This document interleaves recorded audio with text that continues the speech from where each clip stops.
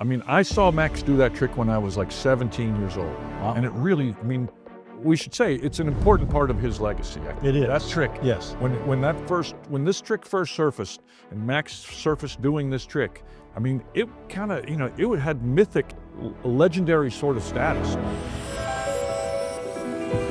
Sit back and settle in. Join Matt King and Eric Mead as they guide you through every detail of this legendary creation, sharing stories. For instance, Jamie Swiss has told me the story. Like he saw this trick and he went to Max and said, "I loved it." And Max is like, "I'm not talking about it. I don't talk about that trick." And Max said no. And Max said no. And so he was very secretive about this. Laughter. Wait, Wow. can I read you something real quick? Yes, please do it. So he's usually accompanied by derisive laughter, which will be deserved. Okay. And I miss that guy. I really miss that guy.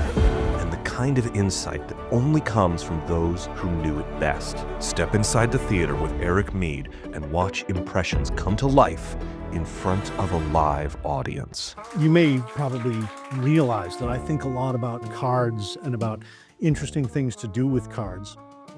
And I look for inspiration from the world in what I could do with cards that would be interesting to people. And one of the places that I've found inspiration from is other branches of show business, right? You look around, you see in theater and dance and film, and you try to pull things from that and maybe apply it to cards. And one of the things I've noticed lately is that on TikTok and on Instagram and other online places, there's a lot of interest and a lot of sharing and clicks and likes on impressionists. Do you know what I'm talking about? People who do an impression of a celebrity or a politician, talk like them, look like them, move like them, right? Used to be Nixon way back when, but now it's all kinds of people. I wanted to see if I could take that idea of an impressionist and apply it to cards. And so I started training one of my cards to do impressions of other cards, right? This seems crazy. But I brought my star pupil with me and I'm going to introduce you to him. Oh, and I should tell you, when you first see him, you probably won't be that impressed, but that's to be expected. If you saw a great impressionist in the grocery store, you probably wouldn't be impressed until he did an impression. So, keep your expectations low until we actually begin. So from a blue deck of cards, and there he is right there. The Joker.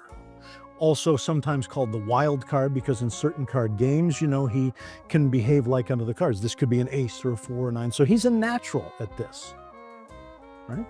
And as you'll see in a moment, he's pretty good. He's gotten really good, actually. So my little impressionist from the blue back deck, which will be important in a moment, as you'll see. And I'm going to try to get him to do some impressions of cards from a red back deck. Okay, and I'll pick a few cards. Let's go with Ace of Spades and 2 of Spades and the 3 of Spades. Those are kind of easy to remember and visualize cards. Ace, 2, 3. And here's how this works. I take my little impressionist, I put him face to face with the other cards. We give him a moment to size up the situation. That's what that looks like. And then he'll start, let's say he starts with the 3, right? He goes face to face. We give him a second. Yeah, and now all of a sudden, he does a spot-on impression of the 3 of Spades. It looks exactly like it, right? From the front, from the back, and feel, there's nothing stuck to it or weird going on there, right? He does a perfect impression of the 3 of Spades. And if we give him a second to size things up again, like this, if he started with the 3, what should be next? The 2. Yes, good, okay.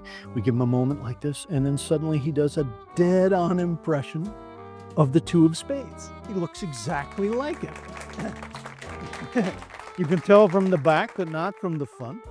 And then one last time, we size up the situation. There's 1 card left, and it's a really tricky one, because the Ace of Spades, look at it. It's got all that printing on it, little sentence at the bottom, those dots in the middle of the ace. It's a very difficult card to do an impression of.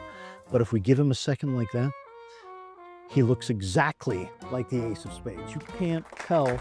And you can feel there's nothing stuck to it or weird going on there, right? Ace, 2, 3, 1 by 1.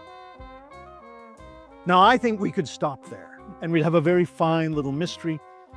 But some people have mentioned to me that I'm the one who chose the ace, 2, and 3, so maybe those are special cards that he's already sort of pre-rehearsed, right? Do you know what I mean by that? Sort of pre-rehearsed? Okay, I'm looking for, these aren't rhetorical questions. I could use the feedback. So would you do me a favor? It's Emma, right? Emma, I'm going to spread the cards out. So instead of a card that I choose, we'll do it with one that you choose. So just touch the back of any card there. Oh, this one right there. Let's see see how you've done. And you've gotten the 8 of spades. It's a difficult card, okay? Because first of all, there's a lot more dots on it, right? And black, a lot of ink. So we give him a second like this. Yes, okay, there it is. Exactly like you said. From the back you can tell, but from the front, you know, so it's a dead-on impression.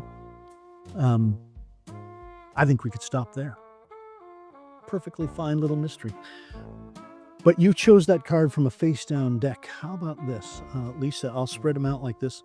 Just name any card you see there. Oh, the Queen of Hearts. Okay. That's a very difficult card to do an impression of, you know. Because look, there's all of this yellow ink and dots and flowers and very, very hard. I don't know if this is up to this tonight. Give me a second. Oh, look at that. A perfect impression. Perfect, spot-on impression of the Queen of Hearts. Now we could stop there, but I feel like what we need for this now is a finale. And there's one thing that I have learned that my impressionists can do that I think is really, really weird. Doesn't always work, but when it does, it's amazing. And that is not a card that I choose, not a card that you choose, an imaginary card. Would you do me a favor? Sure. I'll spread the cards out like this. Take one out, but not really. Pretend to take one so you get an imaginary card from that deck of cards. Got it? Okay, give it to me. Oh, show it around. Let them see it. Okay, yeah. And put it on my hand. Oh, face up, please. Oh, yes. Yeah, there you go. Okay. Face up. So now my impressionist goes on there like this. We give him a moment to size up the situation, just like he has before. And now I take him off. And there you can see an imaginary card. It doesn't even exist. What would it look like if he could do an impression of an imaginary card? I think it would look exactly like that.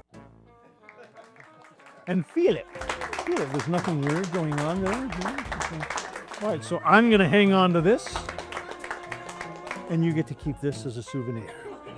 Thank you very much. Thank you very much.